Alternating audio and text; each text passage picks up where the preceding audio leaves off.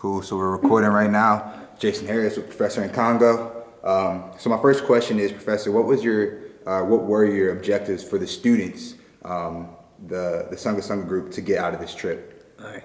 Well, Haiti is really important to anyone who has a history of post-colonialism or colonial order that at one point in time was the managing administrators of a place. Haiti is important because, especially for African individuals, it represents the first place that broke away from the colonial order. So what we want to know and what we want people to have an understanding of is what kind of place evolved in the wake of the European departure from the place, and what did it leave for the people. For students, I want them to have a good understanding of the history, but a good understanding of the present. And Haiti today is really, we know it's a human tragedy. It's been a human tragedy in the making for some time, and I think people ought to understand that. Okay. Do you feel as if the students got that understanding during the trip? I think that without doubt, everyone who was along that trip got a good feel of what Haiti is about, got a good feel of what Haiti can be like, and got a good feel of what can be done to make Haiti the kind of place that it should be. Okay. So presently, right now, during our journey there, what about Haiti stood out to you? What was it? The streets, colors, clothes, poverty, food? What struck me most about Haiti is the divide between what should be and what is. The divide between people who should be thriving in a country that has potential, and the reality, on the other hand, of the poverty, of the desolation, of the destitution of people. The physical outlook of the place, the way it appears to us, and the physical and human conditions of the people. That's what struck me most. And is no way to have visited that place, in my mind, and not come away wanting to do something, knowing that something should be done to help those people. What are some of the factors that have led to, is that mostly historical, those factors? Well, it's a combination of things, that's for certain.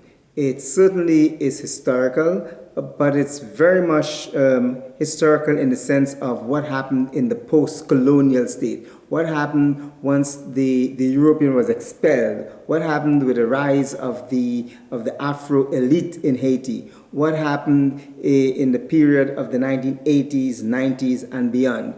To say that is to recognize that Haitians are not what some people talk about, had bad luck. Haitians very much have had bad government, at least through the late 1980s, the Duvalier years. And so to understand Haiti today, the conditions of Haiti today, is to go back to a period at least of the first half of the 20th century and on into the 1980s, because that is where we find that the fundamentals of what we have today really took place.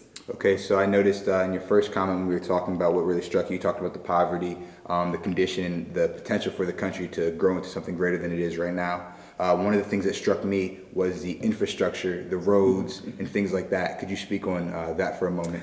Well, you know, when you get there, the first thing you see is the crowds. It's like if all 10 million Haitians were in one place at one time. This endless throngs and throngs of people, and the squalor on the street, the garbage, the dirt, the squalor. You couldn't but wonder, how could people adjust themselves to that? But people do. People adjust themselves to their conditions. But it is a sad commentary, I think, to some extent, on the state's inability to deal with that sort of thing, to at least clean the place up, to make it sanitary so that it doesn't impact people's health. Being hungry is one thing, but having conditions that do not lead to disease and whatnot, that is a whole different thing. And so what I'm struck by as I get there is how many people are on the street trying to make a living, and the conditions in which they're doing it, the squalor, the stench, the dirt. That is what strikes me most when I reflect. So we talk about the poverty, we talk about the desolation, we talk about the squalor in the streets. but I know when we were there, I know that there were some smiles on your faces at certain times. Talk about some of the beauty, some of the things that really potentially touched your heart or that you did enjoy. Well, where I felt warmth was in the people themselves, particularly in the countryside. I feel like, well, here are people who are living out a rather mere existence, but were always, at all points in time, they were very embracing, they were very welcoming, they were very warm. The people themselves are, well, are as kind as they come anywhere. And as we go through the villages and we meet with different people, I feel like if the people we met were the nicest people in the sun. But at the same time, they express the needs, the desires, the hopes that they have. I'm not feeling very confident that any of those needs will be met. But they did not have any anger in their voices. And so I was warmed by the warmth of the people that we met. Okay. I noticed you talk about a lot of individuals seem to have needs that they didn't really feel that they were going to be met. Can you touch on some of those needs? I think it falls basically into 3 or 4 categories. Certainly, it is water, the running water that they can bathe, cook, wash their clothes. That's one category of need that we can look at. Secondly, I think it is cooking apparatuses. We found people cooking on three stones on the ground with firewood. That is of an age gone by. That should never happen in today's world. So having cooking utensils, electricity, that was a major issue there. A lot of people had no electricity, and so the feeling is try and bring these people into the modern age by trying to provide some sort of electrical supply to them. And then many villages we found where they had wells. People were trying to clean the wells out, some of them dry. And if the wells had water, then they didn't have the mechanism to get that water up to the ground level. That's important. But very important too were the conditions for medical care. One hospital we visited, you would recall, the emergency room, well, basically just a room with some wooden benches. And a hospital that its own physical conditions were lacking, medical supplies were low, medical caregivers were at best, minuscule. The one hospital we went to, Hôpital Sainte-Croix, two doctors, 35 nurses, trying to cater to people from 25 miles around. These are the kinds of conditions that we need to address and alleviate. Where does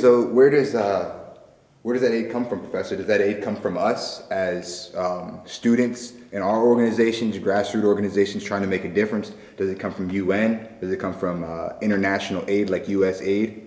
Well, World Bank? Well, you mentioned that. I mean, certainly we saw enough UN vehicles, Red Cross vehicles, all kinds of international agencies, vehicles running around. Couldn't quite determine what they were doing. Yeah. They were driving around, but there was no seemingly physical evidence of what they were doing. I think for us, what we have to do is start with our grassroots organizations, whether it's student groups or community groups or church groups. It is us that must be involved in a struggle to help us. You can't rely on the international agencies. So the strength of community help from within our community is what I think is going to make the difference for Haitians. We can't expect that it can rely on international organizations at all. So now we're back. We had the journey, we had the experience, and you've touched a lot of really excellent points about what you thought needs to be done, what really struck you and things like that. But what really do you take back? Obviously you got your the word's escaping me, those gifts you give back to your people, but what do you take back? Well, at this point, returning, I reflect on what we saw, the speaker we spoke to, what we observed.